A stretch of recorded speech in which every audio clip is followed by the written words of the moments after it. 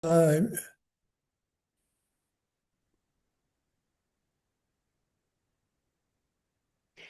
everybody, and this is a little different as it is a interview recorded after our webinar, which had technical problems, but we'll go through the whole thing with Professor John McClure. Welcome, Professor McClure. You like to be known as John, which I'll call you from now on. The title is The Climate Crisis. Why don't people do more, and how can we make it happen? And just so people know, you are an Emeritus Professor at Victoria University in Wellington. You've worked in various different roles right up to a degree in psychology, which you're drawing on today. So I'll just let you get on with it, take myself off the screen, and away you go.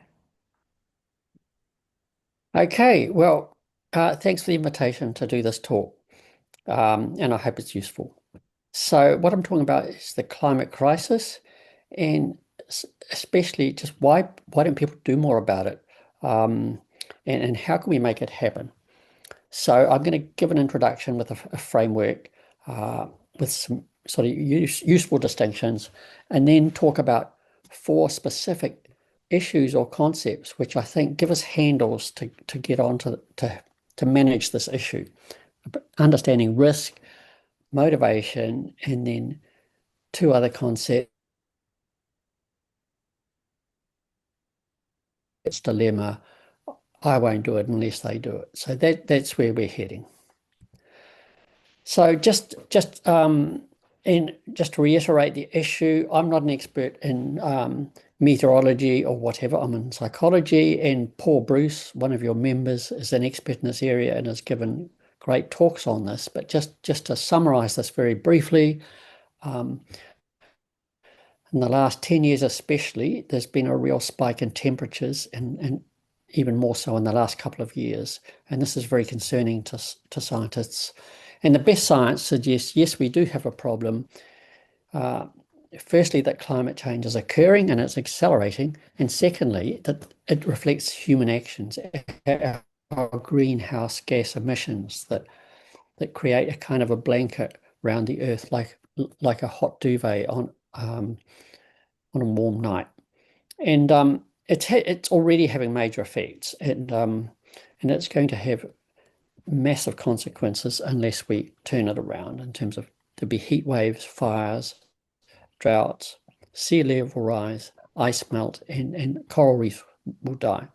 And of course, we've had fires before and so on, and droughts. But the point, climate change means they're more frequent and more intense. And leading scientists say this is a really severe problem that we're facing, and it's an increasing problem. So it needs strong action now. In the future, it's going to be too late. So that's just summarizing that area where some of your members have more expertise. And just one issue on that is that sometimes journalists exaggerate differences between scientists and suggest that they don't really agree on this, or there's a lot of differences. And it makes more interesting science.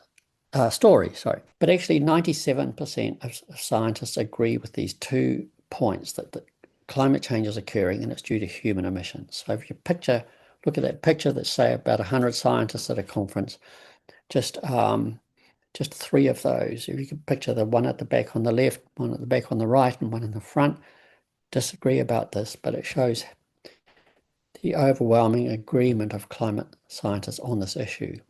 And of course, in any science, there are differences, but in climate science, it's mostly about the timing, how long things are going to take to happen. And this doesn't mean it's not science. It's the same if you have terminal cancer.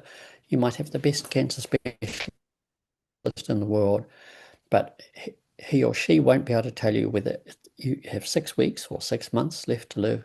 Same with earthquake. Seismologists know that there's going to be more earthquakes in New Zealand, but they can't tell you exactly when they are. So these are timing issues, but the basic science they agree on.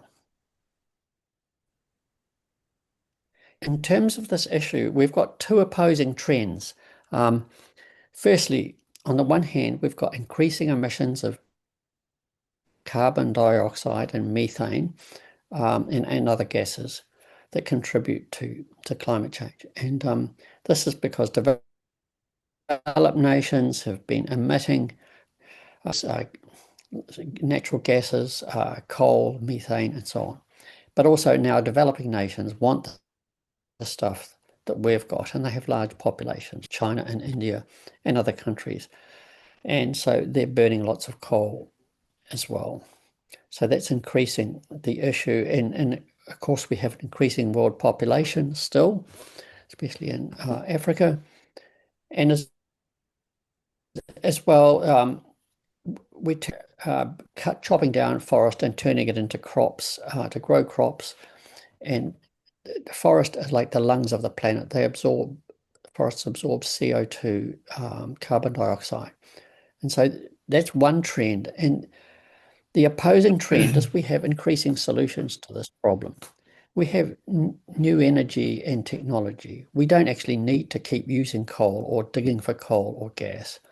Solar is improving hugely and it's increasingly cheaper, but there's also wind, geothermal we've had for a long time, but there's more to exploit, and there's tidal and so on. And all these are clean energies.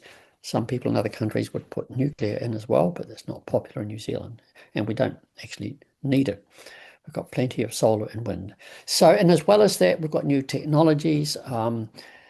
High-speed rail is developing as a more efficient alternative to flying in Europe and Asia, not so much in the New World.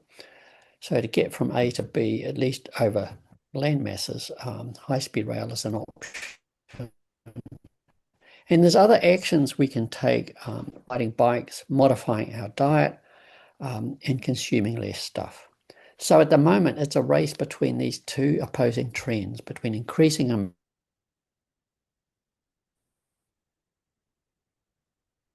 emissions and increasing. And in addition to that, there's two kinds of response that we can make in affecting our behavior. Firstly, this legislation, which is perhaps the most powerful.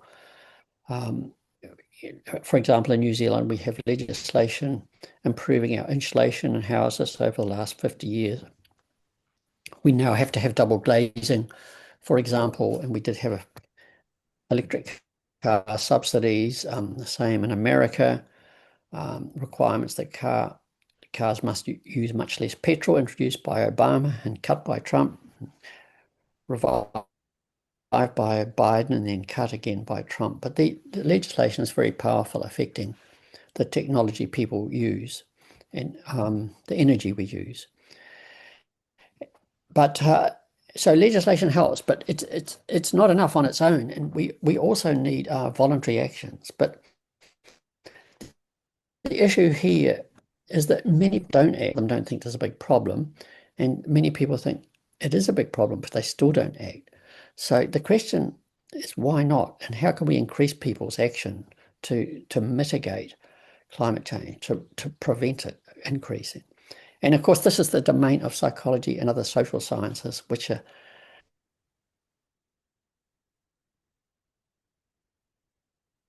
interested in firstly understanding how can you change maladaptive behavior and reduce maladaptive behavior and increase adaptive, valuable behavior. So we can look at these four aspects of this, and starting with risk perception. And just summarizing this, there's a lot in risk perception, but just to give you an idea of this. In our risk perception, it generally reflects two kinds of processes. That we have kind of gut reactions or visceral reactions to some threats, like emotional reactions, like if we see a threatening person or we see a tiger coming towards us, or a car running off the road. We don't need to analyze the data. We know immediately that this is a threat, and we act on it, unless we're a little child or drunk. And then there's cognitive analyzing data is another source of our risk perception. And one problem here is that these two different sources of risk perception, they often disagree. Even if we know the planet is overheating, if we feel cold, we don't take it so seriously. We follow our gut reactions. And And this also reflects the distance sometimes of the effects of climate change. We've just had these terrible storms in Jamaica, but it's so far away that it doesn't affect people's perception so much. It's not so psychologically close to us. And so how can we deal with these aspects of risk perception? Firstly, we can change the language we use, and we used to talk about global warming, which is not a very good term because it sounds nice, at least in a place like Wellington, and that was replaced by climate change. And now a lot of climate scientists are suggesting a better term is the climate crisis. Just so the language we use can make a difference. And as well, sometimes we can translate data which seems boring or doesn't affect people so much directly. We can translate this into visceral or gut images, and sometimes it's worth 1,000 words. So I'll give a couple of examples in a moment. But the key aspect of this is that we shouldn't overwhelm people. We must take care not to overwhelm people. Sometimes we know this is such a immediate and important issue, the livability of the planet's at risk, that we tend to pour out data illustrating this, but it overwhelms people. So there's a balance there. And just some examples of images that may get through to people better than the data are years difference. Glaciers melting, one example is the Tasman Glacier in New Zealand. The ice is melted, creating the small lake you see in the second picture sometime later. But it's rapid shrinking of glaciers around the world. And maybe we can use images like this, and I'm sure there's some climate deniers in some of those buildings saying, no, climate change is not happening, sea levels aren't rising, but maybe or maybe not.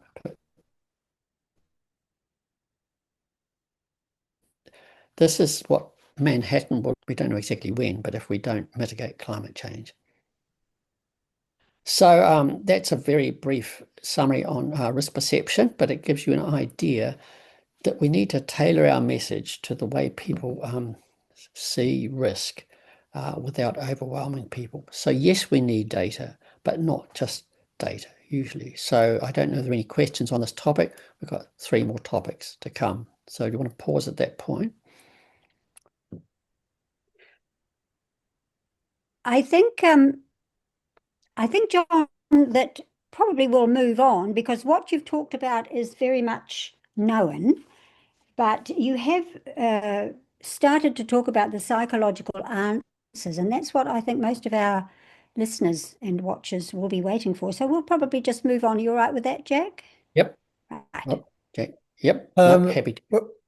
Well, actually, I do have a question Sure. that I think is relevant in terms of how we define the problem and the sort of language we use. And the distinction you make between the emotional gut response in terms of things that we can directly experience and things that we don't necessarily directly experience, but can understand in a broader sense. Because there's concern in many areas amongst many scientists as well in terms of Earth systems, which is a new concept for most people. In terms of, sorry, in terms of I missed. Earth systems, global ecosystems, of which climate is one example. There's the climate system, there's a water cycle, there's a nutrient exchange, there's a whole range of Earth systems that regulate our temperature and our biodiversity. And so some of us see the climate issue as simply one example of a much larger issue, which is ecological overshoot, that we're simply too many of us consuming too much of nature's capacity to regenerate and decompose and recycle everything. And so it seems to me there's a big challenge that we have in terms of people's psychology, because our modern society has become so disconnected to nature that grasping this concept of Earth systems and the future consequences that we're going to experience seems to be a real challenge. And I'm just wondering whether you have any perspective on that. Yeah, thanks for that, Jack. You're absolutely right. Climate change isn't the only issue, and it's kind of linked up to other issues and embedded with other issues that also threaten the planet's systems, especially eco depletion. For example, it's just one example. And yes, those issues are also important, and they link in with climate change, and protecting species and plants. Yeah, it's vital. And there's legislation on that issue, but also voluntary action helps as well. And we'll probably return to that or link to that in the fourth section on the commons dilemma. But yeah, don't want to suggest for a moment that this is the only issue, but it's a major issue. So yeah, thanks for pointing that out. Yes, thanks, Jack. And now the next part of the talk is about motivation. Sure. Okay. So it's important to not only get people to recognize the risk, but also for them to be motivated to do something about it. A lot of people think, yes, this is a major problem, it's a major risk. A very high percentage of the New Zealand population and even the United States population, for example, where there's a lot of climate denial, but their motivation isn't sort of following the risk as you might expect. And this is the same as with many risks. But there's several ways we can engage people's motivation. And the first of these is in terms of the costs and benefits, both the actual costs and benefits and the perceived costs and benefits.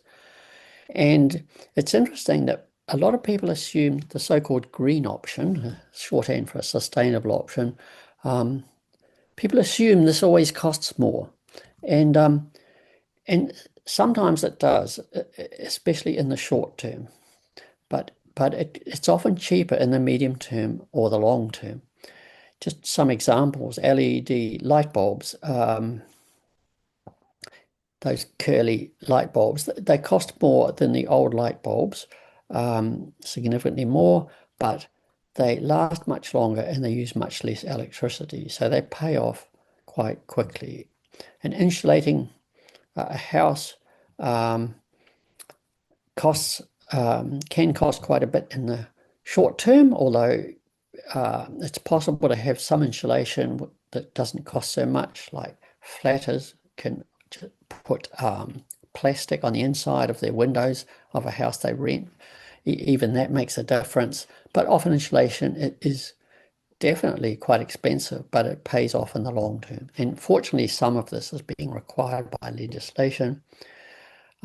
Electric cars cost more in the short term than petrol cars, but in the long term, they're cheaper to run.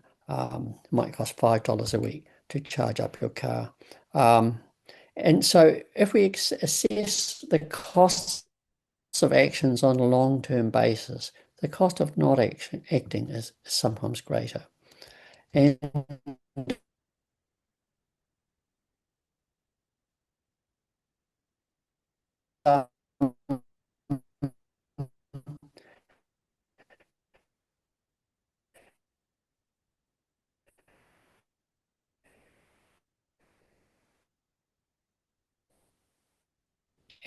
in addition to those that might cost more in the short, some of the use which in a hilly city like Wellington, where I live, fantastic option. People used to grind up past the university, sweating, pushing hard to get up the hill almost effortlessly, almost as fast as the cars on their electric bikes. So these some wonderful new options here. It's much cheaper than running a car. And renewable energy is much cheaper now. It's cheaper to install new solar farms than dig another coal mine. And solar is getting steadily cheaper. And people often don't factor in the cost of weather disasters and insurance. So, for example, in 2023 in New Zealand, we had the East Coast flooding, and this cost 14.5 billion. And the government paid that in the short term, but of course, where does the government get its money from? It gets it from the taxpayer. So the increase in both the frequency and the intensity of weather disasters caused by climate change, this is a cost that needs to be factored in. So yeah, the costs and benefits, we need to look at them closely, and they're better than people might think. And secondly, on motivation, we can use co-benefits. And this is good for everybody, but particularly for people who some people are never going to believe in climate change. And no matter how well you express the argument, they just are not convinced or won't be convinced. And with such people, instead of arguing yourself blue in the face, it may be better to use the co-benefits of the other benefits from actions that reduce emissions. And there's two main types. There's cost savings, for example, with insulation. This reduces our long-term costs. And the health benefits, for example, if you do have insulation, research has shown, insulation in your house, research has shown you have much less illness, much less absenteeism and visits to doctors, fewer respiratory diseases. So the big health benefits, and you have much less pollution from green energies in cities like Beijing or Delhi, for example. There's very bad pollution. And these make a difference to our health. And there's other benefits as well. If we walk or bike, we get more fit. It's more social. You run into people. You might not know them, but they might even smile, and that's pleasant. You also feel better. So a lot of benefits. And we can draw on these to motivate people who are never going to believe in climate change, that climate change exists or is a problem. And a third area is regulation. And for example, we can require an energy rating for homes, as in Australia. Houses in Australia have to be assessed for the energy rating, whether they use a lot of energy or not. And this is useful if you're buying a house or renting a house. And also in the United Kingdom, for example, in England, new car advertisements have to state the car's petrol consumption, if it's a petrol car. So these are things that cost almost nothing that we can require, that make people aware of the energy use. And of course, government subsidies, like insulation and rebates. This affects people's motivation. When the government in New Zealand cut the rebates for electric cars, the purchase of electric cars absolutely plummeted. So just one example of this. So that's motivation at work. And finally, on motivation is we need to remove some barriers to change. And governments might try and educate people or tell them to save energy, but at the same time, they retain or even create barriers to change. For example, town planning that encourages sprawl, encourages people, greenfields development with just further sprawl of cities rather than more intensive housing, and poor public transport. These make it much more difficult for people to save energy. You contrast this with Paris, for example, where they are well on the way to having what they call 15-minute cities, where everybody in the city has, within 15 minutes, they can get to public transport, but also to food stores that provide groceries and bakery and so on. So governments can make a big difference here. And research has shown that the barriers are higher perhaps with transport than domestic. Obviously, we can't put in our own railway line to the inner city or whatever, but we can put in shower heads, more efficient shower heads and light bulbs. And so one implication of this is we don't want to have too much legislation that alienates people, and they think that the state's being a granny state. Maybe we can use more voluntary action for domestic efficiency uses and have more regulation on transport and subsidies. So there's a lot of ways we can apply what we know about motivation to engaging people on this issue. The costs and benefits are not what many people think, and government subsidies and regulation can also make a difference.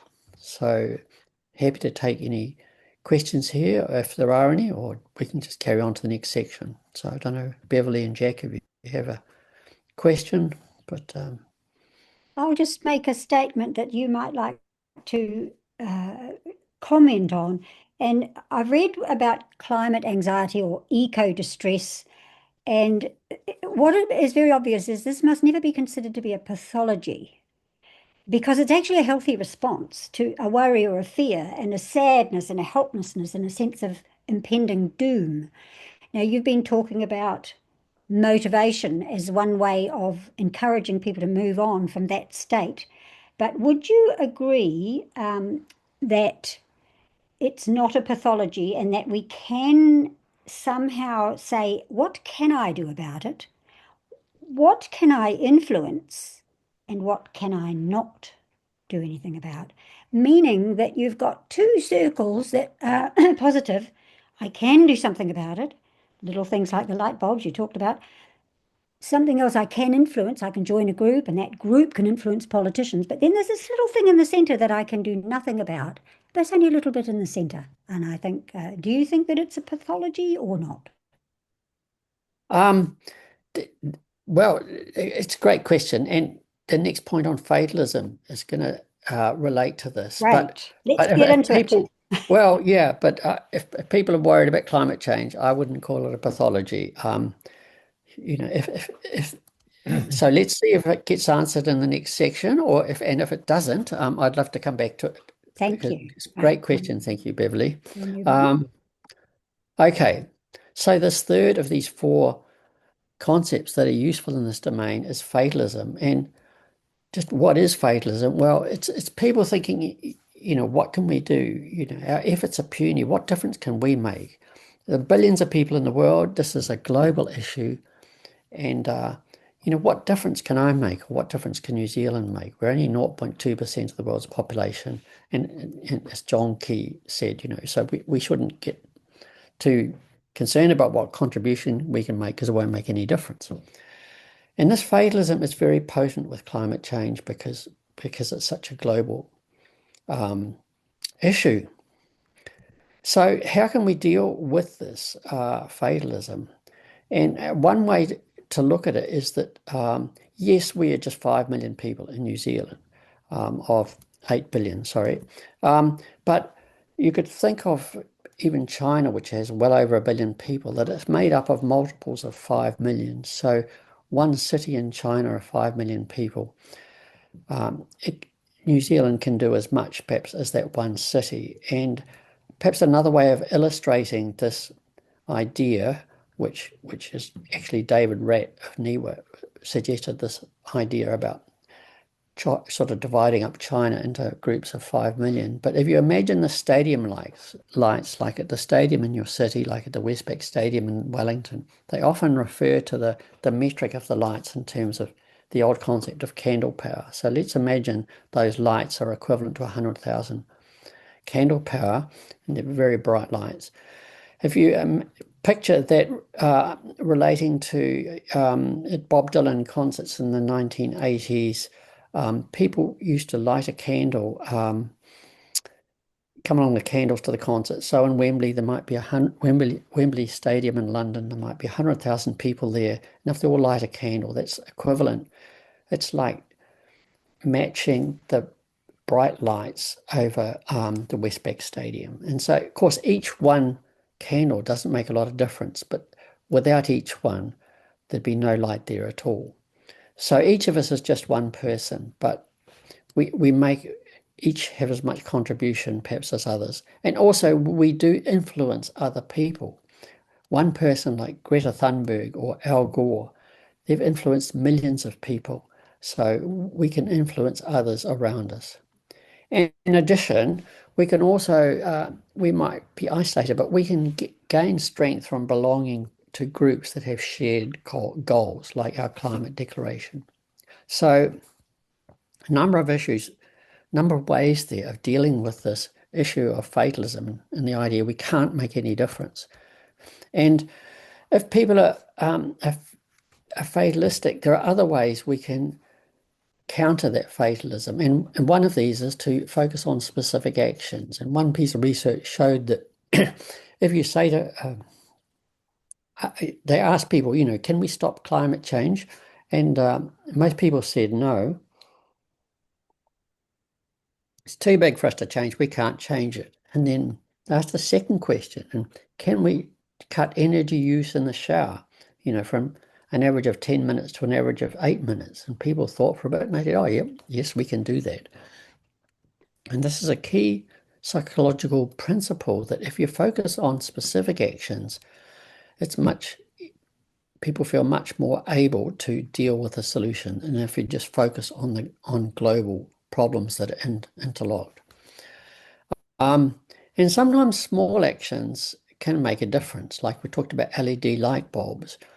But eating less meat, for example, makes a difference. And even if people reduce their eating of meat from, say, 7 days a week to 5 days a week, or say 3.5 days a week, they've cut their emissions significantly, or the significant emissions that come from farming. And in New Zealand, half of our emissions come from farming, from methane from the animals.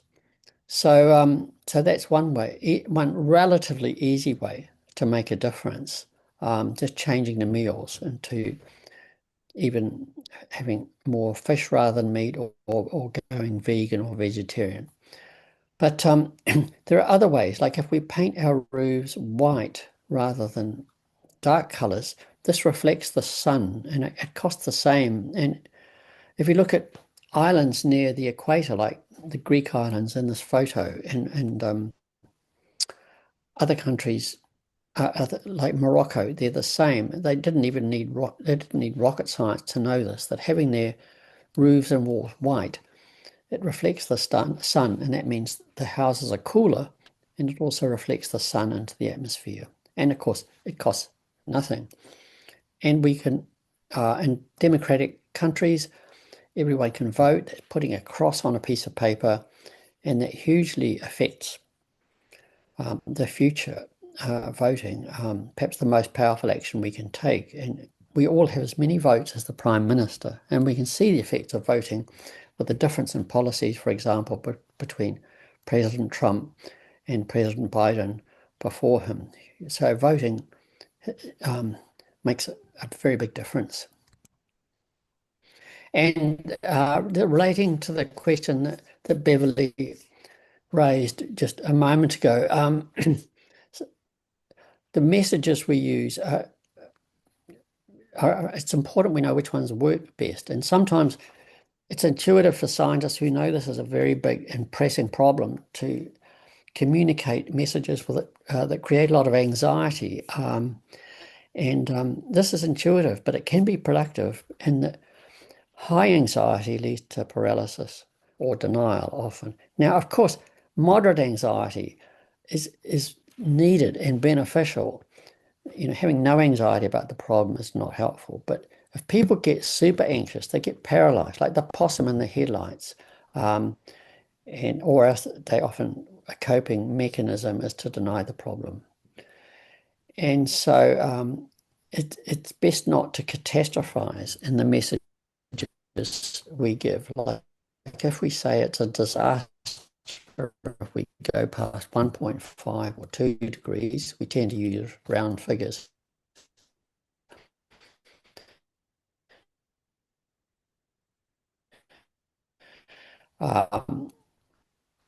Many people would think, well, if we've gone past 1.5 degrees, we should go all out to try and prevent going past 1.6 degrees and so on. So it's a continuum. And this contrasts with tipping points in nature, like the collapse of the West Antarctic ice sheet or other tipping points or thresholds where things can happen very suddenly in nature. So the messages we give are important. And if we want our messages to be effective, we need to focus on actions, useful actions we can take, and not just the risk, because this helps people to get beyond just being aware of the risk and being overwhelmed by the risk. You need to give people a sense of control, because we can all do something to help in this domain. And sometimes it may even be helped to use not just images, but even humor. So, and one example of this is one of our students who was worried about climate change, but she made this tiny little, it's not a video, but a series of slides sort of illustrating this point. This is the picture we've often seen of the ascent of, used to be called the ascent of man, but the ascent of humans. And she applied this to frogs. So there's a well-developed frog, but we all know the story that if you put a frog in a jump out of it, whereas if you put a frog in a pot that's hot, the frog will jump straight out again. So there's this metaphor for thinking that humans are sort of living in a pot that's gradually heating and they're not taking action to reduce it. And that, so she created these pictures of frogs that stayed in the pot too long and they died, and very sad. And they were buried here, and here's all the dead frogs that didn't jump out of the pot in time. So I thought it was a nice little illustration of how you can perhaps capture people's realization of what's happening or what could happen. So to summarize, that's fatalism, and to counter people's fatalism, we need to focus on specific actions and give messages that, yes, express that create some anxiety, but not hyper anxiety, and focus on the actions, not just the risk. So happy to take questions here or move on. I have a question, John. Yeah, thank you. It seems to me that one of the difficulties about the fatalism issue, that, for example, New Zealand is only a tiny part of the problem, is that when we focus on national activity, we overlook the fact that 40% of emissions are caused by 10% of the wealthiest among us. And I'm wondering about what you think about focusing more on messaging and trying to influence that 10%.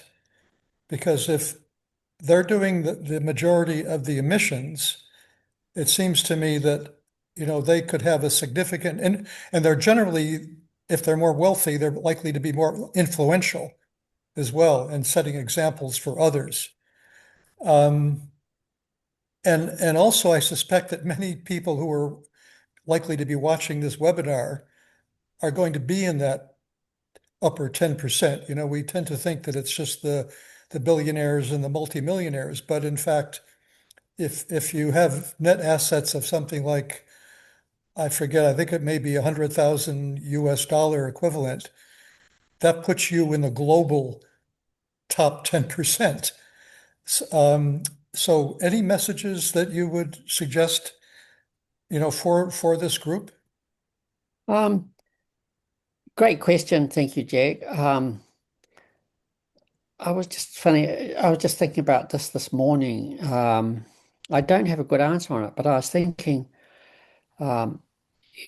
there's sometimes protests about climate change and so on, but and I was sort of thinking, well, you don't want to threaten people or politicians, but what would it be of value if people protested outside the businesses run by billionaires, perhaps not outside their homes, but because that's sort of threatening people. But I think you're absolutely right that some people are creating a disproportionate amount of the emissions, and I think that there must be ways we can try and address this and turn these people's influence to good, to win them over, to just not going everywhere in private jets, which is one of the worst offenders. So again, this can be driven by policy, which is driven by governments, which is whichever government we get as a result of our voting, who we voted for, a majority of us. So, maybe we could also write to such people and say, look, do you not have it on your conscience what you're doing to the planet in a gracious way? But these are just very sort of simple, top of the head ideas on that. But and if let's say we shifted, so we have no coal mining as in Britain, then no one in Britain is using energy from coal anymore, whether they're billionaires or unemployed people. So changing the energies we use affects everybody in some kind of way, even the billionaires. So maybe that's another strand. But yeah, you're absolutely right. That the high proportion of the emissions come from a very small percentage, and a larger proportion come from about a third of the world's population. And so yeah, those are just some thoughts on that. But they're kind of loose thoughts. I need to develop that much more, and I'd be if you have any more thoughts on that down the track, I'd love to know them, because you're absolutely right. Thank you. Yeah, it is a really difficult one, and I don't have any better solutions either. But it seems to me that targeting some of the messages that we make and the request for change need to be directed at those most responsible, and that is likely including many of us, who are professionals and who own property and own our own homes even. That puts us in that top 10%. So, we have a responsibility, I think, but it is a difficult one, and I wish I had better ideas as well. Yeah, yeah. Well, we have sort of some starting ideas on that, but I think I'd like to develop them much more. Yeah, it's a great question, Yeah, and I don't thanks. cover that here. So yeah, good. We could even ask the people who listen to this webinar if they could write in to our Substack with ideas, because a community is far better than just 3 people sitting here in a webinar. Good Yeah. idea, Bev. All right. Now, yeah. Yes, it is. So we'll move on now to the commons dilemma, which is a really interesting aspect of this. So away you go, John. Okay, it's a piece of jargon here, the commons dilemma. And what the commons dilemma refers to is, just very briefly, in medieval times, when there are a lot of serfs, that's SERFs, peasants, if you like, and the lords of the manor own most of the land, but the serfs or peasants, they might have a commons, they might have one small field that they all shared. There's still a remnant of this in some European cities where people just have a tiny little piece of land. But anyway, in the commons, one issue with it, each person was allowed to have one cow on the commons, one cow each, but a lot of them would think, well, if I just have two cows, it won't make any difference to the whole thing. But it'll be much more beneficial for me. And so there's this issue here that often people want more than their own share, but if they take that, it destroys the facility, the commons. And if we all maximize our own gain, then we all lose out. And a very good example of this in the modern world is with fisheries, where in New Zealand, fortunately, we have a control of fishing, so that if a species is in decline, like orange ruffy or whatever, then the regulators can say, well, it's illegal to catch any orange ruffy until stocks have increased, and there is control over how many paua people should fish, and there's penalties if people are found to exceed that, or the same with other species. So that's one way of controlling overuse, and this is a big issue with this, is that and it relates a little bit to Jack's question, but for a long time, the United States and China, the world's two biggest economies, couldn't agree on emissions. And the USA would say, well, we won't cut our emissions if China won't as well. And China said, well, the USA, they emit much more per person, per capita, so they should cut first. And there was no agreement on this. And then Presidents Obama and Xi Jinping reached agreement on this in 2015. So it is possible to reach agreements, and this is vitally important as a way of controlling over consumption of our resources. And one aspect that's of climate change that's important is that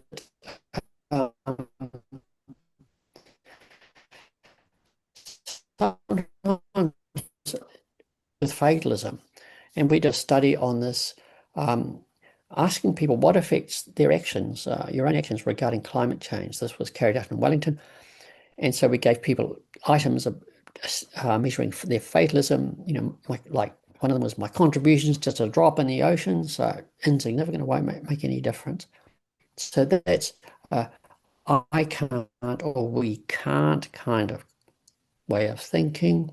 And the commons dilemma is, it's unfair that we should cut our emissions while others don't, in other countries or other people. So why should I do it? So that's not a we can't, but that's a we won't concept. They're two different concepts in our thinking, but we found that they were very closely related. They're correlated 0.62. That means that if people agreed with one, they tended to agree with the other. So this means that these two powerful concepts blur together and have even more powerful effect. So we need to unravel these in people's minds and deal with them distinctly. So that might help, should help. And as well, overcoming the commons dilemma, as I've sort of implied already, we need to regulate against selfish strategies like overfishing, and there's current legislation going through on bottom trawling, where it's that just sweep everything off the floor of the oceans and then pull it up and then throw most of it back because they only want one species, and that kills all the other fish and the species on the floor of the ocean. So there's regulation on that being negotiated internationally at the moment. And there's other ways like carpooling that help with this issue.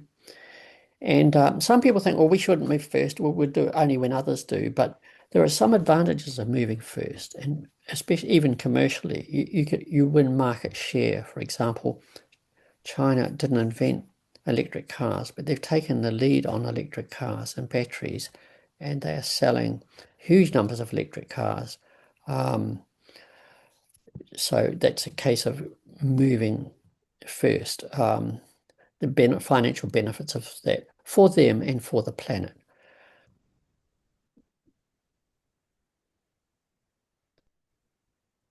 So, and and also very hard to reach. And one agreement that was made relating to climate change was the agreement in Paris 2015, where nearly every nation in the world joined to support this agreement, which is fantastic. Still more was needed, but and then when Trump was elected president, he pulled the USA out of this in 2017, and then Biden reinstated it, and Trump pulled the USA out of that in 2025. But they haven't, and it's also interesting that many United States states, most notably California, which is the wealthiest, most populated state, or the largest, most populated state, largest in terms of income, they stayed in the agreement. So, but an international agreement like this is one way of addressing the commons dilemma. And just a final comment here, I couldn't fit this in with the four main concepts I've talked about, which we can draw on. And this is counterfactual thinking, and it's a bit of jargon, sorry, but counterfactual thinking is when we think if only this had happened, or at least this happened. And people often think with climate change, it's really bad. And if only we had done this, if only the Americans had voted for a president more sympathetic to this problem, or if only New Zealand had, and so on. And that kind of thinking about the past, it's not illogical. It's correct, but we can forget the other counterfactual, and that is, well, what if we hadn't taken the steps we have taken? And for example, closing all the coal mines in the United Kingdom is amazing. And this year in Europe, clean energy now is over 50% had taken, the situation would just be much worse. So we need to keep those two things in balance, not to deny the problem, but to recognize the fact in some ways we're making real progress on this, major progress, and that can inspire us to take more. So to reduce climate change and save the world from frying and dying and other species, we can draw on these four major concepts of knowing the risk and understanding people's motivation and countering both fatalism and the commons dilemma. And the bottom line is our actions can make a difference. That's a picture there of Greta Thunberg, who on her strike for climate change, and she's influenced millions of young people to think that, firstly, yes, this is a major problem, but secondly, we try and do something about it, and we can do something about it. So thank you for listening, and I'll stop there. Thank you. Well, John, that's been a very nice webinar, and I'm sure our listeners will enjoy that and probably make comments. And for something that we can do as grandparents, I think we should know that when I asked my 12-year-old intermediate school granddaughter, what do you know about climate change? Is it on your curriculum? And she said, no, they don't teach us anything about that. And I said, who's Greta Thunberg? And she didn't know. And I thought, oh, what have I been doing as a grandparent? We can teach our grandchildren these amazing people. She was on Al Jazeera this morning speaking as a 21-year-old, I think she is now. Yeah. And so that's what we can do. We can ask why, even make a petition or whatever. Why are children not being taught this in their schools? Why has the curriculum reduced to a lot of things that are not necessarily as important as this existential crisis? And I want to thank you for taking extra time out and coming to join us, Jack and myself. John, you've been wonderful, and we really appreciate the extra mile you've gone. And Jack, did you have anything you wanted to say just as a last comment? Yeah, I wanted to ask you, John, about, the issue of the commons, I think is a really important one.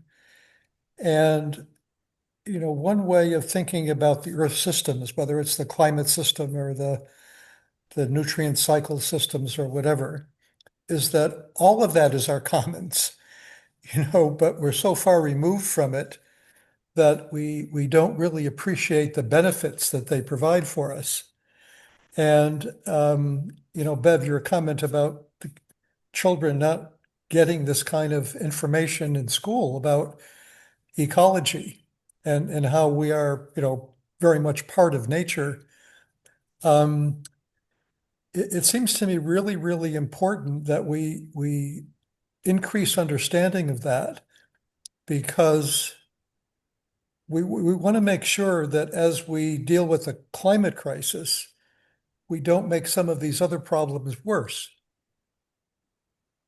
And, things like electric vehicles and even renewable energy are impossible without fossil fuels. So we really need to think very hard about the whole concept of how we're living, especially, those of us in the top 10%. There's less than 1 billion of us, but we're doing the most damage to all of these commons or these global, ecosystems. And, it's not just about solving a problem of climate change, but it's seems to me a much broader concept of worldviews, of how we see our place in nature, our role in nature. And I'm just wondering, John, in terms of your psychological expertise, do you have any insights about how we deal with not just specific problems, but mindsets, that encompass so many aspects of how we're living and the natural systems that we're having an impact on? Anything about mindsets that you can help us understand better? Okay, yeah. Pe- it's a great question. And yeah, I think I'd apply some of the same principles that apply to climate change. And just going back to Bev's point, I certainly hope by the time kids get to secondary school, even if they do biology, or biological sciences, or geography, they would certainly encounter climate change plus the other systems that Jack is referring to. And building this into our education system is one way to do this. The the other issue is in terms of, I think it relates a little bit to the issue I mentioned earlier in terms of fatalism, where people think, well, I can't make any difference. But people can influence a group, and research on minority influence in social psychology, they look at the question, how did a small group or an idea that was new, how did a minority that believed in this idea eventually influence others? And they looked at people like Copernicus as a scientist and Galileo. In their time, everybody thought the sun goes round the earth, but they gradually reversed this with scientific evidence. And the same,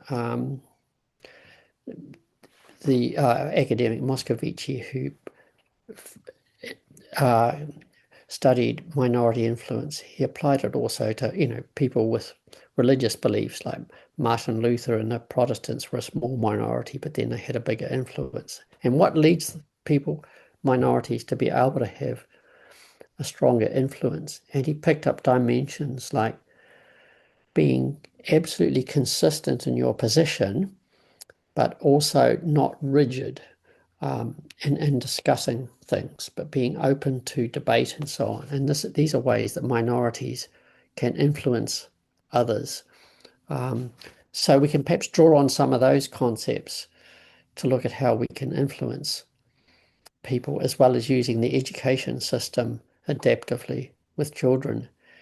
And some people are great writers on these issues, like George Monbiot, if that's how you pronounce his name, writes for The Guardian. But if these people can communicate some of these issues really well, and perhaps even more famous is David Attenborough, who doesn't just look at climate change, but a lot of issues affecting nature, as in his recent movie, The Oceans.